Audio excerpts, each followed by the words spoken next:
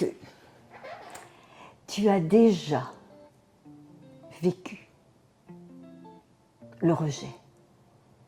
Ou peut-être en ce moment, tu es en train de le vivre dans le travail,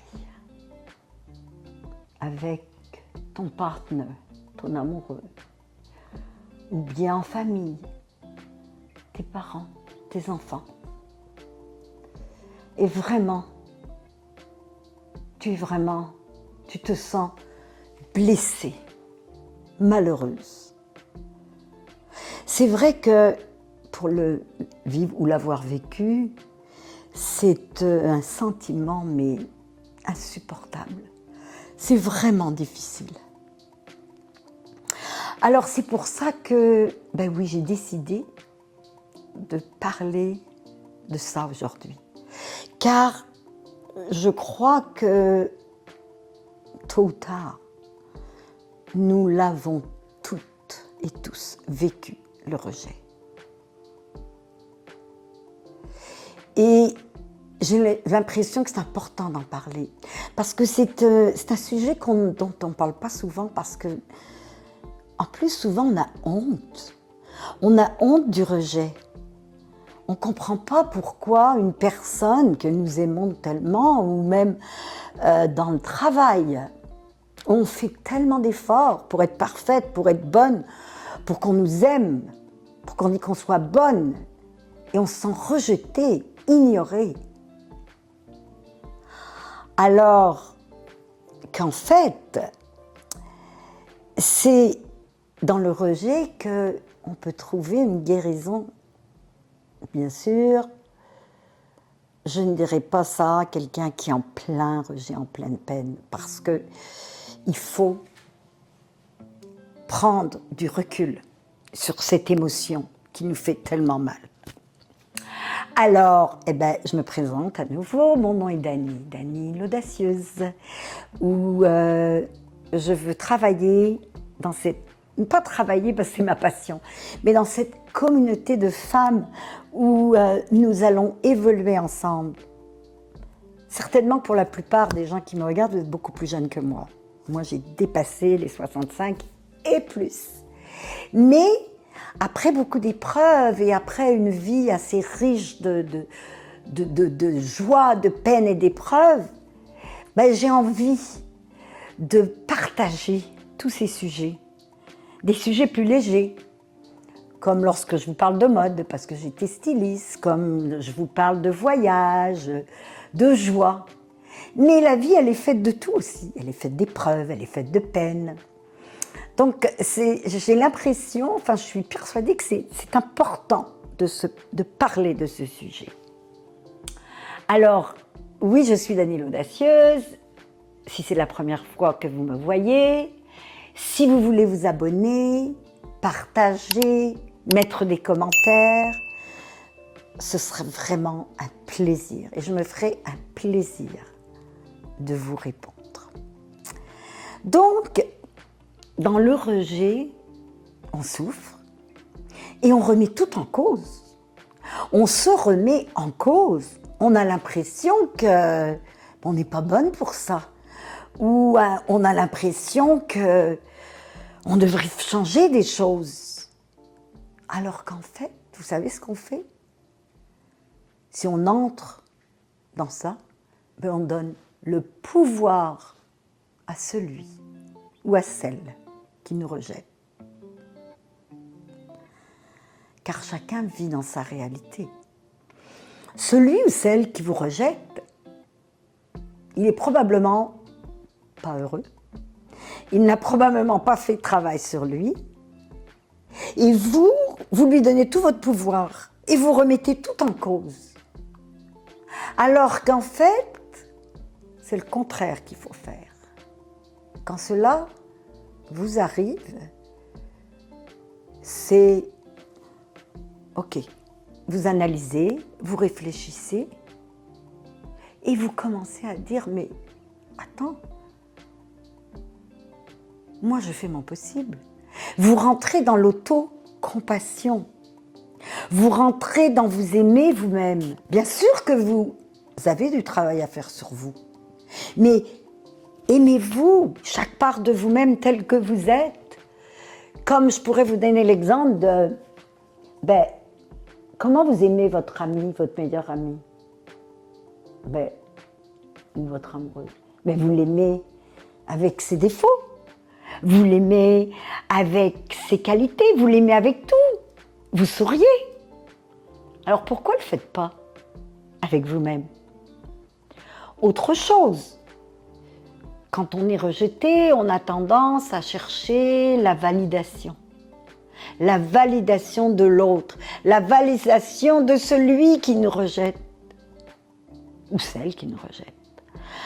Alors pourquoi chercher la validation si en fait cette personne elle ne vous respecte pas ou elle vous rejette complètement? Pourquoi vous épuisez à chercher une validation? Non. Plutôt que de faire ça, pourquoi vous vous approchez pas de bons amis, vous entourez pas de bons amis avec qui vous allez avoir des belles discussions, avec qui vous pouvez être authentique, avec qui vous pouvez vous exprimer. Et vous pouvez même, une amie de confiance ou un ami de confiance, lui dire ce que vous vivez. Donc, en fait, la guérison peut être une libération et peut-être un chemin, une opportunité pour une guérison, pour une plus belle évolution. Parce que lorsque cela vous arrive, ça, vous allez vers, bien sûr, vous allez, au lieu de vous obstiner à rester ou valider cette personne ou l'appeler, eh bien non, regardez-le sous une autre forme. Cela vous amène à aller vers d'autres personnes, vers d'autres situations, vers une évolution.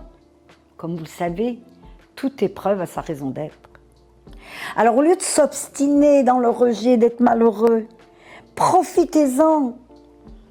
C'est un cheminement vers la guérison. Parce que aussi, vous savez, on a tous eu, consciemment ou inconsciemment, un rejet à l'enfance. Et donc, il y a une blessure, il y a des cicatrices d'enfance qui sont à l'intérieur de nous et qui se réveillent quand nous sommes adultes.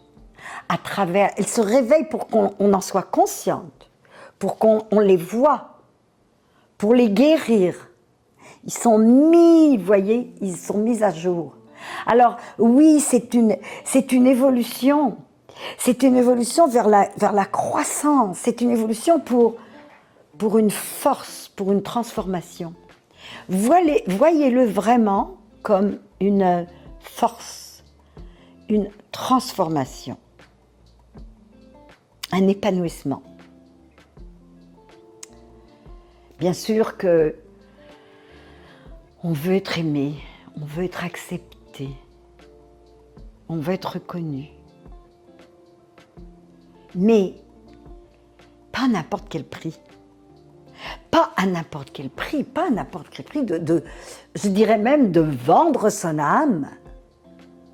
Alors au lieu de mettre tout le focus, voyez, sur cette émotion de rejet, de malheur, de trucs, mettez ce focus pour une évolution, pour avancer vers d'autres personnes qui, elles, vont vous aimer, vont vous respecter.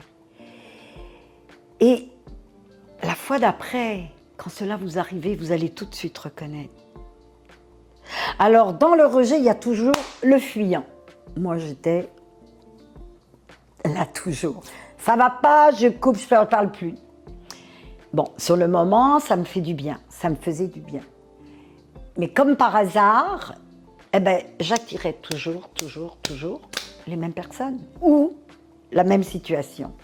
Parce que je n'avais pas compris. Je n'avais pas compris que si on fuit ou on résiste, poum, l'élastique, ça nous revient. Alors depuis que j'ai commencé, et ça m'arrive encore, que si je vis cette émotion qui me fait mal, je prends du recul, je l'analyse et je me dis non. Cette personne me rejette. Elle ne va pas prendre mon pouvoir. C'est mon pouvoir. C'est mon pouvoir à moi de m'aimer, d'être bien, d'être en confiance. Surtout quand je fais tout mon possible pour être une personne empathique, une bonne personne, vous comprenez? Et je dirais qu'en fait, si vous êtes dans le silence avec la personne qui vous rejette, peu importe que ce soit au travail, votre amoureux, votre famille, quelqu'un, un membre de votre famille, le meilleur remède, c'est le silence. C'est le silence. Laissez-les. Ils n'ont pas pris votre pouvoir. Laissez-les. Et éventuellement, peut-être qu'ils vont se retrouver face à eux-mêmes. Et là, ils vont réfléchir. Et si cela valait le coup, ou vaut le coup, c'est des gens très près de vous, surtout la famille ou votre amour, ils vont réfléchir parce que par votre silence, vous savez que le silence, c'est la plus grande, c'est ça qui donne de la force, parce que d'un seul coup, la personne qui vous rejette, qui n'a plus de nouvelles de vous pendant 1 mois, 2 mois, 3 mois, ouf, c'est elle qui vit un manque, si c'était la bonne personne. Alors, n'ayez pas peur, même si c'est difficile, même si ça fait mal, n'ayez pas peur, restez dans le silence, continuez à évoluer, continuez à entourer-vous de bonnes personnes, continuez à faire le travail sur vous, à vous aimer, à vous respecter.